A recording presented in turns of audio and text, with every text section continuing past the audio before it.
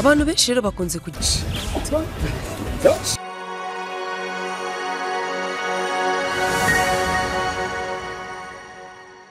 ese Madison niyo mazina yanjye. Aha wageze kuri Rock Media TV. Ubushakashatsi, imibereho igezweho, ubwenge n'ubumenyi bushingiye ku ikoranabuhanga nibyo biyoboye ikinyabuzima hano ku isi.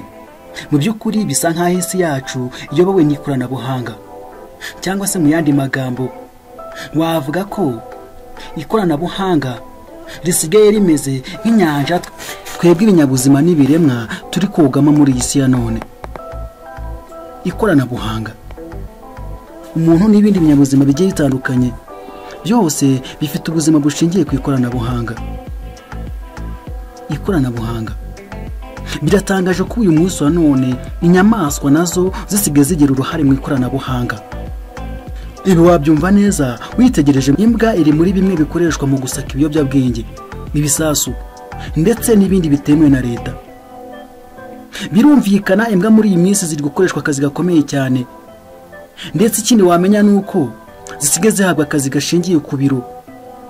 Zihabwa akazi kagakombye kuba gakorerwa mu biro, kagahabwa umuntu wizi ndetse akaba yaranamenuje. Urugero, Elon Musk ni umukire ubarizwa muri Leta Zunze Ubumwe za Amerika. Uyu aherutse gutangaza ko imbwa ye ariyo yagize umuyobozi mukuru wa Twitter.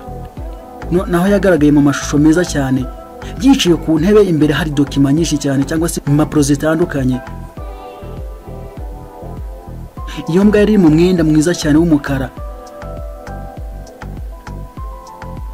Birumvikana ikoranabuhanga rimaze kugera ku rwego rukomeye cyane. Wakibaza ngo ikoranabuhanga nyuma y'imyaka 25 iri imbere rizaba rigeze ku ruhe rwego?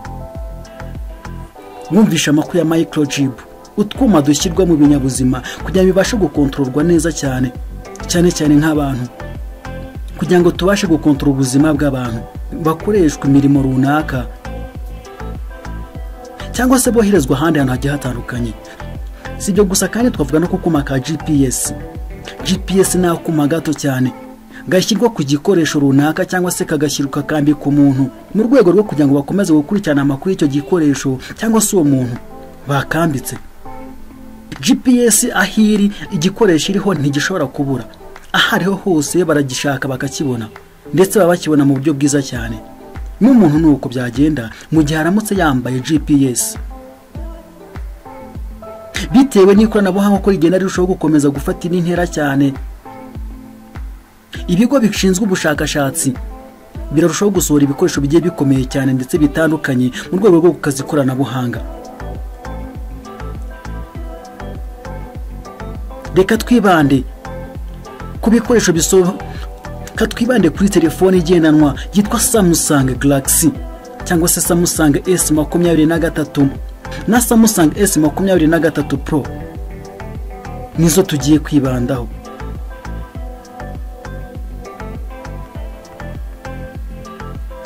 Samsung imaze iminsi iri guhanga udushya tugiye dutandukanye umunsi ku wundi, ndetse iherutse no gushyira hanze telefone zayo zirimo ubwoko bwa Samsung S23 na Samsung S23 Plus. Zose zifite ikoranabuhanga ryisumbuyeho ugereranije n'izari zisanzwe. S23 Ultra nayo ni indi telefone yashyizwe hanze, ishyirwa ku isoko ifite imikorere ihambaye.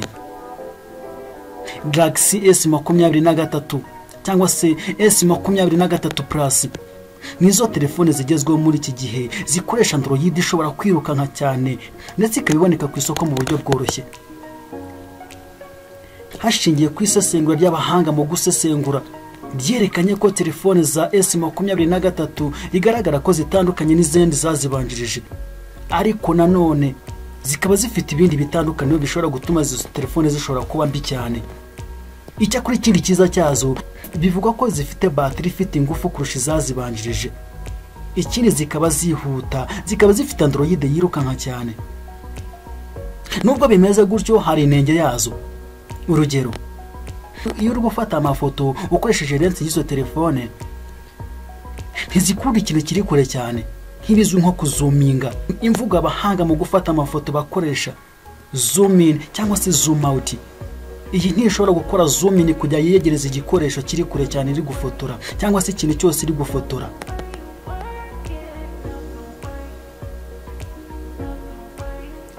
Galaxy S23 Plus iyo ubusesenguzi bwagaragaje ko ifite batiri nziza cyane ishobora no kumaramo umuriro umunsi wose, ndetse ifite n'ikirahuri cyiza cyane gishobora kukwereka ibyanditse mu kirahuri cyayo mu buryo bwiza cyane kandi idahagarara. Usibye ko ifite inenge y'uko lensi yayo ifite ikibazo cyo kudafunguka cyane. S23 yagiye ku isoko ihagaze amadolari 799, asaga ibihumbi 800 by'amafaranga y'u Rwanda, mu gihe S23 Plus yo yagiye ku isoko igiciro cyayo gihereye ku madolari 999, akaba miliyoni y'amafaranga y'u Rwanda. Igiciro cyazo kiri hejuru ugereranyije n'icya Google Pixel 7 iheruka kujya ku isoko ihagaze amadolari 599, akaba ibihumbi 300 by'amafaranga y'u Rwanda, ndetse na 7 Pro ihera ku madolari 899. Abahanga mu by'ikoranabuhanga basobanura ko ikiguzi cya S23 Plus kitari gikwiriye kubera imikorere yayo ya kamera. Abahanga mu gutunga telefone bifuza kamera, umuriro uramba, ndetse na storage cyangwa se n'ububiko bukomeye cyane ku buryo ishobora kubika ibintu byinshi kandi icyarimwe. Ndetse bikaba bivuga ko kamera yayo ishobora kugaragaza amashusho arimo amashaza.